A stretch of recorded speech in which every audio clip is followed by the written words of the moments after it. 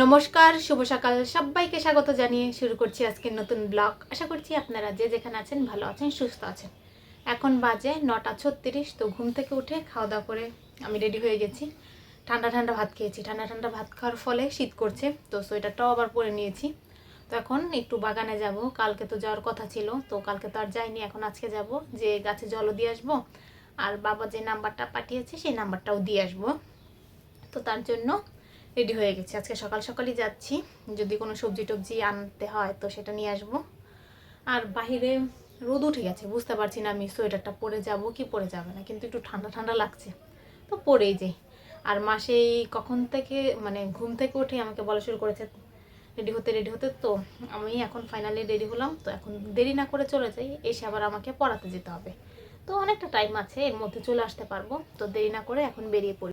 বাগানে যাবার পথে বালু মাঠে এখানে কোন একটা স্কুল থেকে স্টুডেন্টদের খেলানোর জন্য নিয়ে আসা হয়েছে। তো যদি টাইম থাকতো দাঁড়িয়ে দাঁড়িয়ে একটু খেলা দেখতাম, কিন্তু এখন টাইম নেই, তাই দূর থেকে একটু দেখে নিলাম। বাগানে চলে এসেছি, আর আজকে বেশ কিছু মিষ্টি লাউ ফুল ফুটেছে। আমি যেগুলো নিয়ে গেছিলাম সেগুলো এখনও বড়া ভাজা হয়নি, তো ভাবছি আজকে কি নিয়ে যাব নাকি যাব না। তো মা বলছে নিয়ে নিতে, তো আজকে মিষ্টি লাউয়ের ফুলগুলো নিয়ে নিব। আর এখানে সুন্দর সর্ষে ফুল ফুটছে। এই সর্ষে বাগানটায় সর্ষে ফুল ফুটছে। সর্ষে মানে গাছগুলো তোলা হয়নি, তো তাই অনেক রয়েছে, আমরা সময়ই পাইনি, বড় হয়ে গেছে তো তাড়াতাড়ি।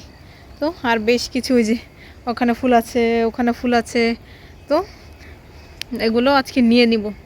এই যে এই লাউ শাকগুলো আমরা যাদের ওখান থেকে জল নেই তাদেরকে দেওয়া হবে, তো তার জন্য কেটে রেখেছে মায়ে, এখন নিয়ে দিয়ে আসবে। আর এইখানে ওই যে বাড়িতে নেওয়ার জন্য কিছু মিষ্টি কুমড়ো লাউয়ের ফুল মানে মিষ্টি কুমড়ার ফুল নিয়েছি, তো এগুলো বাড়ি নিয়ে যাব। তো ফিরে এসেছি, আর আসার পথে কিছু কেনাকাটা করে নিয়ে এসেছি, মানে কাঁচা বাজার আর ডিটারজেন্ট কিনে নিয়ে এসেছি। তো একটু দেখি দেই কী কিনে নিয়ে এসেছি।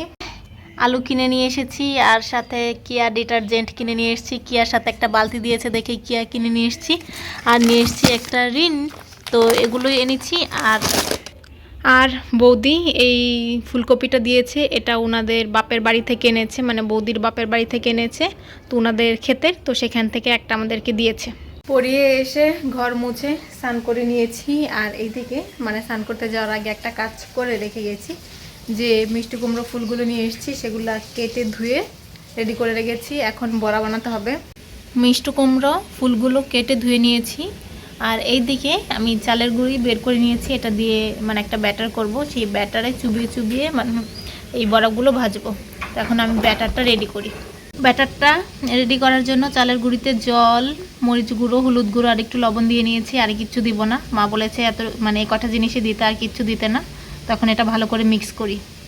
এদিকে আমার ব্যাটার রেডি হয়ে গেছে, এখন ফুলগুলো শুধু ব্যাটারি দিব, আর মানে ভালো করে ভরিয়ে মানে ব্যাটারটা ভরিয়ে তারপর ভেজে নিব। আর এইদিকে আমি চুলোতে তেল গরম বসিয়ে দিয়েছি। মিষ্টি কুমড়ো ফুলের ভরা ভাজা আমার হয়ে গেছে, এখানে বেশিরভাগগুলোই আছে, মানে আর কিছু আছে চুলোতে। আর এখানে ব্যাটার অনেকটা বেশি রয়ে গেছে। এই যে এই তিনটা ভাজা হলেই আমার বড়া বানানো শেষ। এখন ভাত খেয়ে নিব, বড়া দিয়ে খাবো। আর কালকে যা যা রান্না করেছিল, লাল শাক আর একটা সবজি করেছিল মানে চচ্চড়ি, সেই চচ্চড়ি দিয়েই খাবো। আর আছে কালকের লাল শাক আর কালকের চচ্চড়ি, তো এটা দিয়েই এখনের খাবারটা খেয়ে নিব। বিকালে একটু বেরিয়েছি বাগান দেখার জন্য। তো আমাদের বাড়িতে যে পালং শাক গাছগুলো লাগিয়েছে সেগুলো অনেক ঘন করে লাগিয়েছে, তো এখানে প্রচুর প্রচুর গাছ আছে, বড় হচ্ছে না। তো এখানে বড় হলে আমি এখান থেকে নিয়ে খাবো। আর যে আমড়া গাছটা ছিল সেই আমড়া গাছের সমস্ত পাতা ঝরে পড়েছে, আর কয়েকটা আমড়া রয়ে গেছে, সেগুলো বড় হলে পারতে হবে। দুপুরে খাওয়া দাওয়া করে ঘরে বসেছিলাম, আর এত ঘুম পাচ্ছিল কি আর বলবো। তো একটু বাইরে বেরোলাম, বাইরে বেরিয়ে গাছ দেখাদেখি করছি।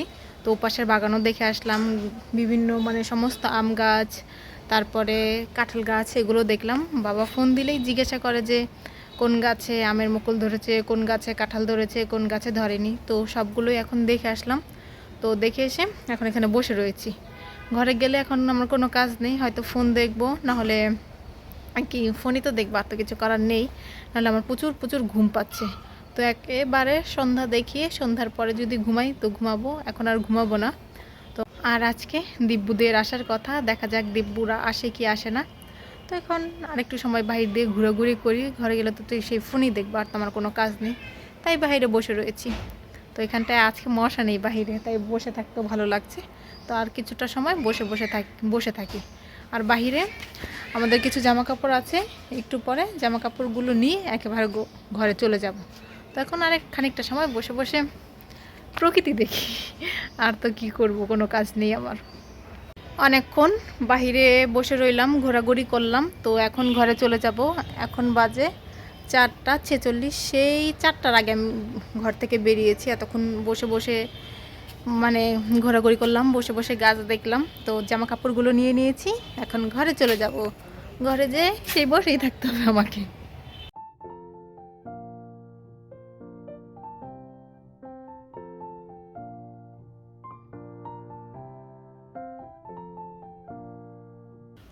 সন্ধে দেখিয়েছি, অনেকটা সময় হলো। তো এই ঘরে এখনও ধোয়া মানে ঘুরছে। আর ওই যে বিছানার অবস্থা করুণ হয়ে রয়েছে। তো আমি এখন এটা গোছাবো। তার আগে সন্ধ্যার সময় তো সব ঘরে লাইট ধরিয়েছিলাম। তো এখন যেহেতু অনেকটা সময় হয়ে গেল, এইখানটায় আরও ধোয়া বেশি।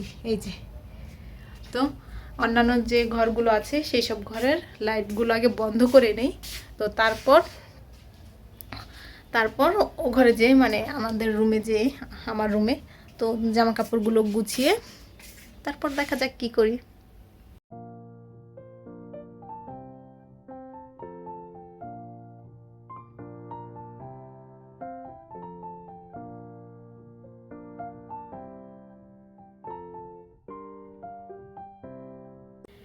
বিছানা গুছিয়ে তারপর যে আমি মুখ টুক ধুয়ে একেবারে স্কিন কেয়ার করে চলে এসেছি। আর এই যে একটা বই নিয়েছি, এই বইটার নাম হলো মেম সাহেব, আর লিখেছেন নিমাই ভট্টাচার্য। তো এই বইটা আমার পড়া হয়নি, ভাবলাম মানে সন্ধ্যার পর তো বসেই থাকি, কোনো কাজ থাকে না, ঘুম পেয়ে যায়। তো আজকে ভাবলাম একটা গল্পের বই পড়ি। তো খুঁজে খুঁজে এই বইটা বের করেছি। তো এখন বসে বসে আমি এই বইটাই পড়বো। আর এই বইটা আমার দিদি বেশ কয়েকবার পড়েছে, ওর কাছে এই বইটা পড়তে অনেক ভালো লাগে। আমিও পড়া শুরু করেছিলাম কিন্তু আর শেষ করা হয়নি।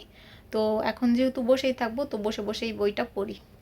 তো আমি বসে বসে গল্পের বই পড়ছিলাম, আর এমন সময় বাহিরে মাসি এসেছে। মাসি আমাদের বাড়িতে কিছুদিন থাকবে, তো তার জন্যই এসেছে। সন্ধ্যা নাগাদই এসেছে, মানে কিছুক্ষণ আগেই হলো এসেছে। আর সরস্বতী পুজো গেছে, আর মনে হচ্ছে কি ঠান্ডা কমে গেছে, অনেক ঠান্ডা কমে গেছে। যে এখন আমি সোয়েটার পরিনি, এখন কটা বেজে গেছে, 6:44। তো এখন হালকা একটু ঠান্ডা লাগছে, এতক্ষণ একদমই ঠান্ডা লাগেনি। তখন সোয়েটারটা পরে ও ঘরে যাব। ও ঘরে মা আর মাছি বসে বসে গল্প করছে। তো আমিও যাব, যে দেখি কি করি। মাসি আসার পরে আমরা মশারি টাঙিয়ে নিয়েছি। মাসি, আমি, মা, আমরা সবাই মিলে গল্প করছিলাম। মা অনেক কথা বলছিল, মাসির সাথে অনেক গল্প করছিল। তো অনেক দিন পরে মাসি আমাদের বাড়িতে এলো। তো যেহেতু বাইরে অনেক মশা, আমরা সবাই মশারির ভেতরে ছিলাম। এই যে আমি এখানে বসে রয়েছি, আর তার পাশে মা অনবরত কথা বলেই যাচ্ছে। আজকে আমরা সবাই মিলে ও ঘরেই ঘুমাবো। তার জন্য এই যে এখানে ওই ঘরে 2টা বালিশ আছে, তার একটা বালিশ নিতে এসছে। যেই বালিশটা, এই কম্বলটা এখন নিয়ে যাব, নিয়ে মাসিকে দিব। মাসি এখন একটু শুয়ে শুয়ে শুয়ে গল্প করবে। এখন তো আর ঘুমাবে না, একটু গল্প করবে। এখন কটা বাজে? 8:25 বেজে গেছে। তো এটা নিতে এসেছি, নিয়ে যাই। 9:40 এখন বাজে। তো আমাদের খাওয়া দাওয়া শেষ, সমস্ত কাজ গোছানো শেষ, কিন্তু বাইরে বসে মা, মাসি ও ঘরের দিদি এসেছে, তো সবাই মিলে গল্প করছে।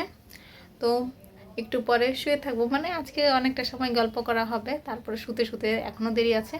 তো ভিডিওটা আজকে আমি এখানেই শেষ করছি। যদি কিছু ভালো লাগে লাইক কমেন্ট শেয়ার করবেন। দেখা হচ্ছে পরবর্তী কোনো ভিডিওতে। ততক্ষণ পর্যন্ত ভালো থাকবেন, সুস্থ থাকবেন। Tata, good night, by.